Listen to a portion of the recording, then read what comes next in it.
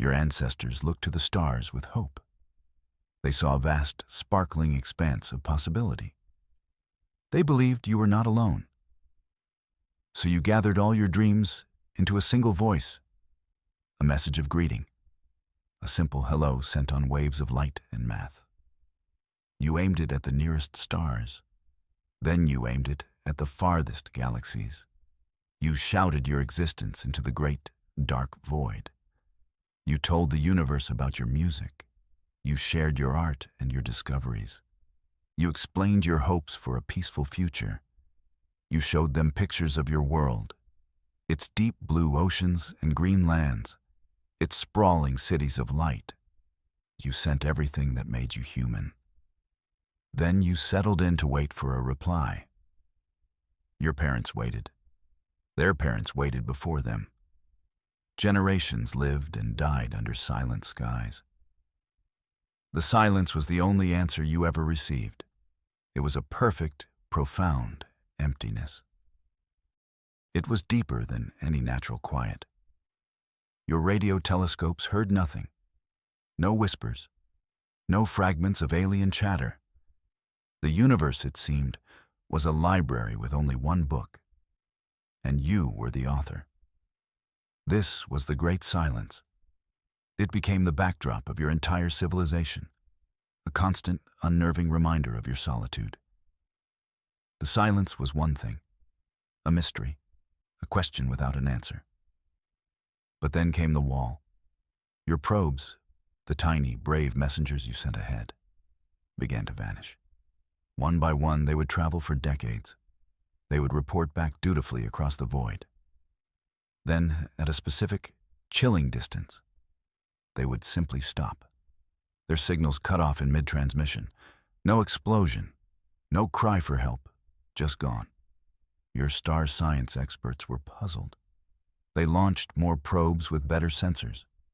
Each one met the same fate. They all died at the edge of a perfect sphere. A sphere with your sun at its very center. Your most powerful telescopes tried to peer past this line. They saw nothing. The light from distant galaxies was gone. It was as if someone had painted the windows black. A wall of absolute nothing surrounded you. This sphere of emptiness was enormous.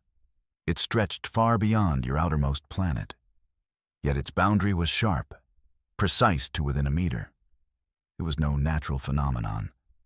Nature is messy, full of chaos and beautiful imperfections. This was clean. It was surgical, a bubble of isolation carved out of the cosmos.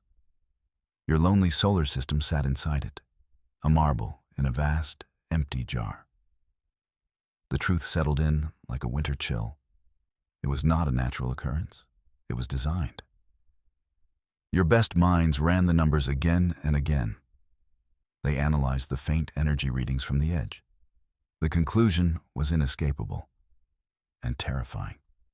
Someone or something had built it. They had constructed a barrier around your entire star system, a cage of impossible scale. The news broke across your world like a shock wave. Fear was the first reaction. Who would do this? And why? Then came a deep, abiding anger. You were not just alone. You were imprisoned. You were a specimen in a jar, an experiment left on a shelf. The great silence was not an accident. It was a decision made by an intelligence you could not comprehend. They had buried your signal on purpose. This realization changed you. The despair of your ancestors gave way to defiance. You were humanity. You did not bow to mysteries. You solved them. You did not accept cages. You broke them. Across your planet, old rivalries were set aside. A new purpose united every nation, every creed. You would not go quietly into the great silence. You would answer it with fire and thunder. You would build a way out. This mission consumed your civilization.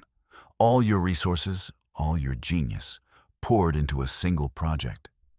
The construction of one ship, a vessel unlike any that had come before. It was not built for exploration. It was not a ship of peace. It was a key, a battering ram, a declaration of will forged in metal and plasma. You named it the Echo, because you intended to make the universe hear you at last. The Echo was a testament to your stubborn genius.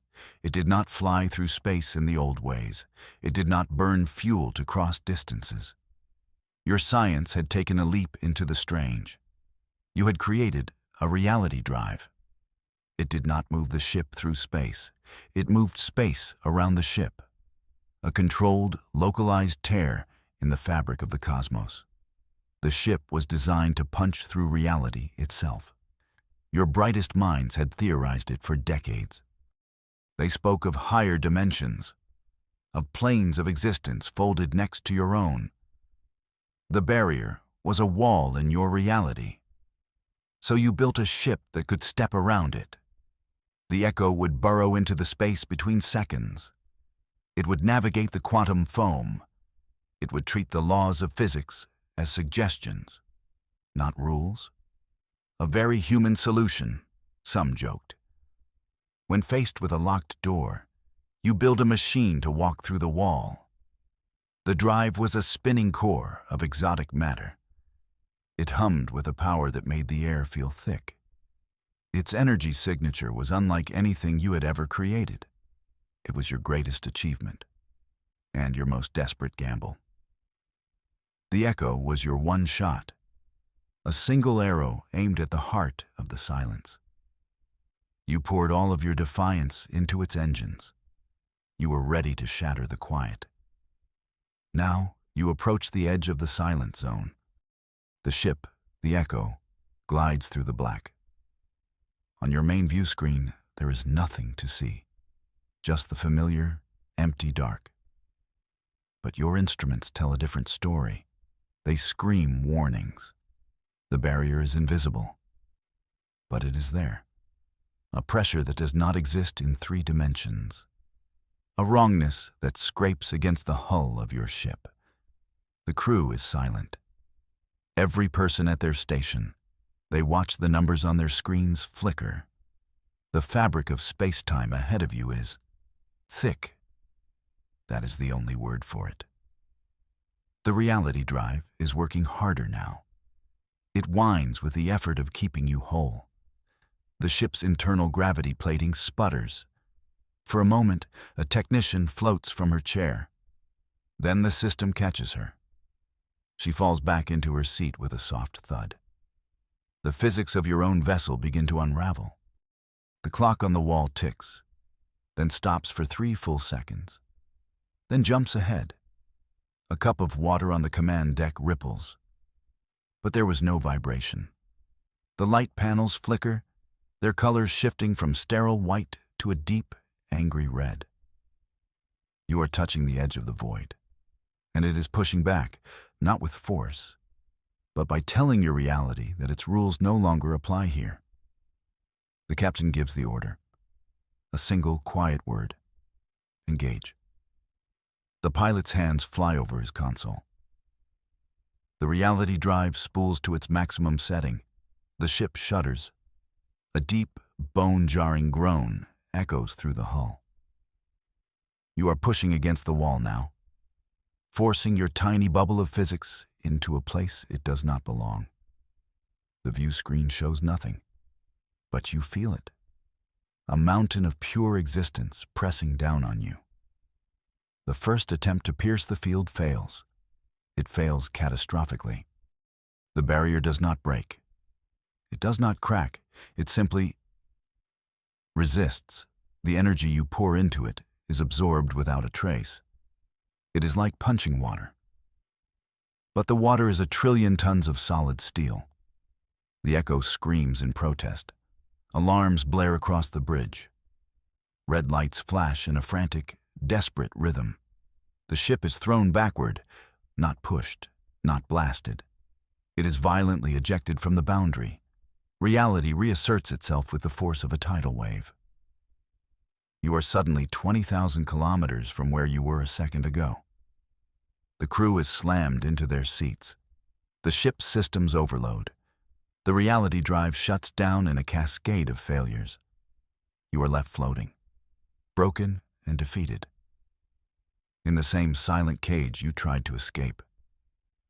But you are alive. The barrier did not destroy you. It could have. You know that with absolute certainty. An intelligence that can build a wall around a star can surely swat a ship. But it did not. It repelled you. It was a warning. A powerful, intelligent, and very clear rejection. The wall is not just strong. It is smart. It looked at you. It saw what you were. And it said, no. You spend weeks drifting in the void, repairing the echo. But more importantly, you analyze the data, every scrap of information from the failed attempt. You replay the moment of rejection 1,000 times. The energy readings are bizarre. They make no sense according to your star science. The barrier did not act like a fortress wall. It did not repel you with brute force. It felt more like a membrane. A new theory begins to form. It starts with a junior analyst on the late shift. She noticed an anomaly in the energy feedback. The barrier did not just block you, it scanned you. It read your ship's fundamental signature. It understood the physics you were using to propel yourself, and it reconfigured itself instantly to negate them. The wall was a filter, not a fortress. It was designed to filter reality itself. It allows certain things to pass through. Starlight from your own sun passes outward. Gravity from your system still touches the cosmos. But it filters complex, information-rich signals. It filters high-energy, technologically advanced objects. It was designed to keep you in, and to keep something else out. The question was, what does it let through? What kind of reality does the barrier ignore? The new plan is born from that question. It is a desperate idea. So simple it feels almost insulting. But it is all you have left. The barrier filters advanced technology. It filters manufactured realities like your drive. So you must disguise yourselves as something it doesn't filter. Something simple. Something natural. Something that has been passing through it for billions of years, without notice. You search for a key hidden in old light, a signal so ancient, so fundamental, that the barrier would have to be older than the universe to block it. And you find it. The cosmic microwave background radiation, the afterglow of the Big Bang, the oldest light in existence. It is the universe's background hum, a gentle static that fills all of space. It is everywhere. It is part of the fabric of reality itself. The barrier must ignore it. If it blocked the background radiation, the inside of your cage would be perfectly cold, utterly devoid of this ancient energy. But it is not. You can still detect it, faintly. This is your key, your Trojan horse. You will not punch through the wall. You will not tear it down. You will fool it. You will disguise your ship as a ghost. A faint whisper of cosmic noise. The engineers on the Echo work feverishly. They repurpose the ship's shield emitters. Instead of projecting a field of force, they would project a field of information. They would create a perfect bubble around the ship. A bubble that mimicked the exact frequency and temperature of the cosmic hum. They would wrap the Echo in a cloak of static, a blanket woven from the birth of the universe. It is a delicate, beautiful piece of engineering. You are creating a forgery of reality. The ship's heat signature must be masked. Its energy output must be buried inside the fake signal. Every system on the Echo must be brought down to a near-silent state. You will be flying blind, drifting on momentum alone, a ghost in the great machine of the cosmos. There is a strange sense of reverence on the ship. You are tampering with something ancient, something profound, The background radiation is a relic from the dawn of time. Using it as a disguise feels like a quiet form of blasphemy. But you have no choice. The cage is real, and your desire for freedom is stronger than your reverence. You are ready to become a whisper, a lie hidden in the universe's oldest truth. The moment comes. The echo, now cloaked and silent, drifts toward the barrier again. On the bridge, only essential systems are active. The lights are dimmed to a soft glow. The air recycling hums at its lowest possible setting. No one speaks. The silence inside the ship is as profound as the silence outside. You are a held breath, a prayer waiting for an answer. You dive into the veil. The ship touches the boundary. This time, there are no alarms, no bone-jarring lurch, no violent rejection. There is only nothing. You slide into the wall of emptiness as if it were smoke. The ship's external sensors are useless now. They are part of the disguise. All they report is the gentle, even static of your cloak. You are completely blind, and you are inside the barrier. Time stretches into an agonizing crawl. Minutes feel like hours. Every creak of the ship's hull is a potential sign of failure. The crew remains frozen at their posts. Their faces are pale in the dim light. They stare at dark screens, waiting, hoping, trusting the math, trusting that your disguise as cosmic noise is perfect enough to fool a godlike machine. The only sound is the frantic beating of your own heart. Then the pilot speaks. Her voice is a choked whisper. "We are through." She says it again, louder this time, filled with a disbelief that borders on hysteria. "We are on the other side." A single command is given. "Drop the cloak. Show me what's out there." The ship's shield emitters power down. The bubble of fake static vanishes. The external sensors come online. And reality, the real, unfiltered reality, floods your screens. You emerge on the other side of silence. And the galaxy is not empty. It is not quiet. It is screaming with a war beyond all comprehension. The view screen ignites with impossible light. Vast fleets of ships, each one the size of a city, clash in the darkness. Beams of pure energy, wider than your own planet, lance across the void. They tear suns apart. They shatter worlds into clouds of incandescent dust. There is no sound in the vacuum of space, but you can feel it. A symphony of silent destruction. Star-born structures of crystalline geometry duel with fleets of organic, living metal. Explosions bloom like terrible flowers, so bright they burn your eyes, even through the filtered screen. This is not a battle. It is an extinction. A conflict on a scale your mind can barely process. The great silence was not empty. It was a soundproofed room in a burning house. Your tiny ship, the Echo, floats unnoticed in the chaos. A fleck of dust in a hurricane of cosmic violence. You are a child who has just stumbled onto a battlefield of titans. The war you are witnessing is ancient. Its scale is galactic. And you realize the chilling truth. The barrier was not a prison. It was a shield. A quarantine. Someone was not trying to keep you in. They were trying to keep this apocalypse out. A single, silent machine greets your ship. It appears from nowhere. One moment, there is only the war. The next, it is there, floating a respectful distance from your bow. It is not like the warring fleets. It is small, sleek, a perfect teardrop of polished, dark material. It has no visible engines, no weapons, no lights. It simply is.